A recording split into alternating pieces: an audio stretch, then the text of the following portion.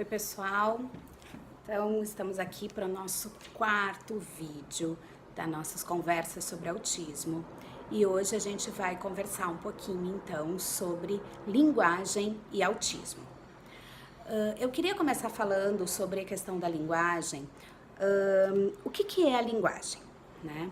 A linguagem, ela na verdade é uma das nossas funções cognitivas, né? Uma forma que a gente tem de conhecer o mundo e ela é o que nos faz humanos, né? Então a linguagem é uma capacidade nossa, né? Dos seres humanos.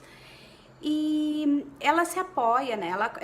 Acontece uma série de sistemas fisiológicos especializados no nosso cérebro, tá?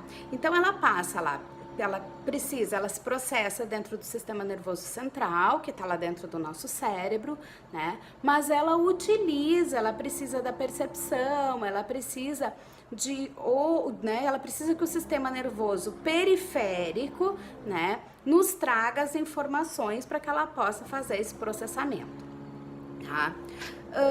Para a produção e para a reprodução da fala, né, a gente vai utilizar no nosso sistema mais periférico a questão do nosso sistema fonoarticulatório, né, que tá toda essa região. Tá? E para a nossa linguagem escrita, a gente vai usar o que a gente chama, porque isso também é linguagem, né, gente? A gente vai usar o que a gente chama de sistema manodigital, tá? Então, sabendo assim um pouquinho dessas questões da linguagem, vamos pensar como é que uma criança adquire a linguagem. Ninguém nasce falando, a gente aprende a falar, né? E para que a gente aprenda a falar, a gente precisa de uma série de outras funções cognitivas para que a gente consiga aprender a falar, né? Então, a gente precisa pensar que o primeiro contato que o bebê tem com a mãe, né, é aquele contato que acontece lá dentro do útero, né? E que todo contato, todo vínculo que o bebê tem com a mãe acontece através do cordão umbilical. Quando esse bebê nasce, esse contato, né, esse vínculo, essa vinculação, essa materna que acontecia através do cordão umbilical, ela passa automaticamente para o contato visual. Então, toda essa ligação de mundo, porque quando a criança nasce, o mundo dela é a mãe, né? Toda essa articulação, esse conhecimento do mundo vai se dar lá no bebezinho, né, gente? Através dessa articulação, desse contato visual que o bebê tem com a mãe, né? E aí a gente tem lá as nossas crianças com autismo que tem dificuldade de contato visual.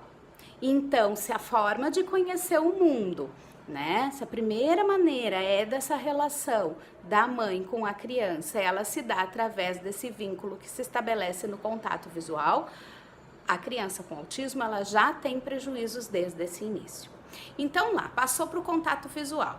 Aí a gente tem toda uma questão de interação com o ambiente, né? A gente tem lá as nossas bases cognitivas, a gente tem toda uma parte biológica, mas a gente precisa do meio social para que a linguagem se desenvolva, né?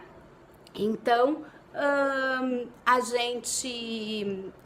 a mãe, né? Essa criança vai começar a ouvir, ela vai prestar atenção, né? Então, a atenção é uma habilidade cognitiva, né, muito importante para o desenvolvimento da fala, né, da linguagem.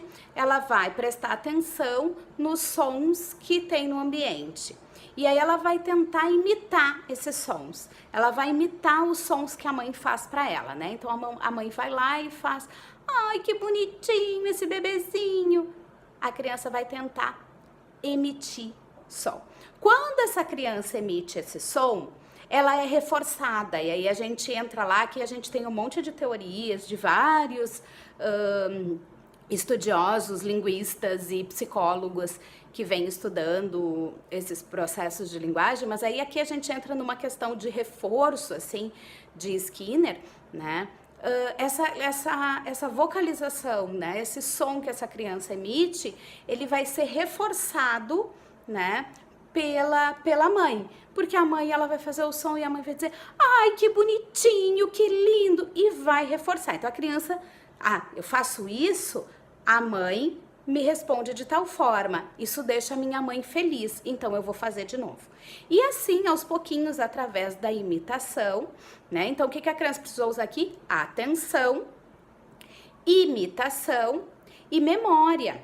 Porque para que ela venha repetir essa mesma vocalização de novo numa outra vez, ela vai precisar que isso fique registrado na memória.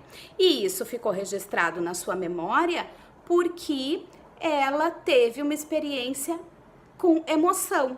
Ela teve um reforçador, né, que gerou uma emoção. Então, isso ficou lá guardado na sua memória. Tá?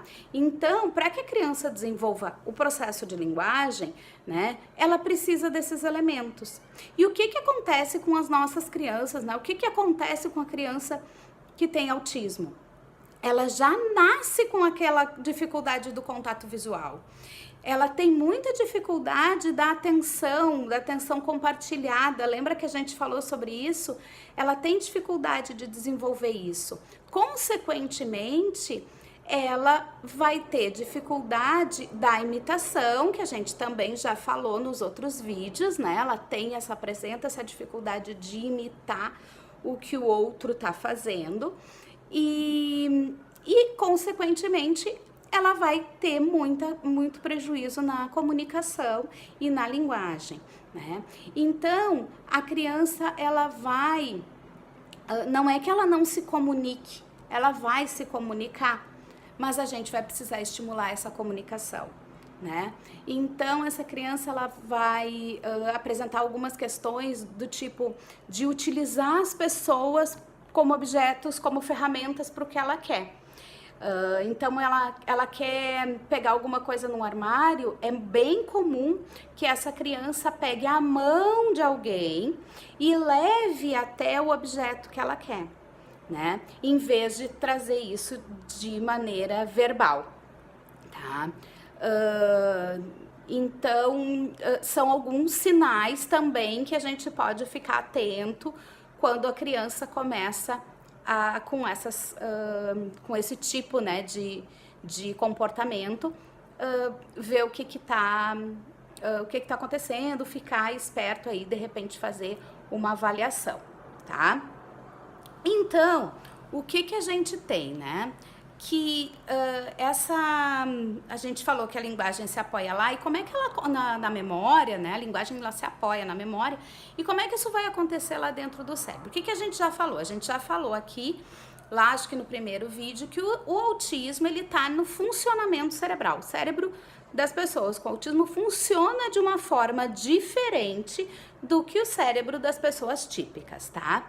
Então, o que a gente vai ter aqui?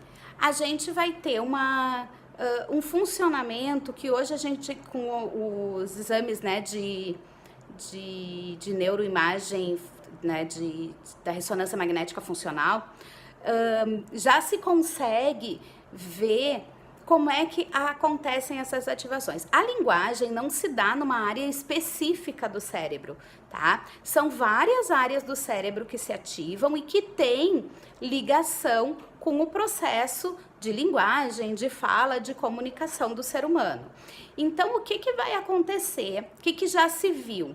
Que as regiões, tá, de Wernicke e de Broca, tá? Lembrando aqui que a região de Wernicke, ela é responsável mais pela linguagem receptiva, e a região de Broca é responsável mais pela linguagem expressiva, tá? Que a gente tem uma maior ativação na região de Wernicke, tá? Ou Wernicke, nessa região no cérebro das pessoas com autismo, e então ela percebe, gente, a linguagem receptiva, ela ouve, ela entende o que a gente fala. Não pensem que o autista não entende o que a gente fala porque ele não fala. Ele entende tudo que a gente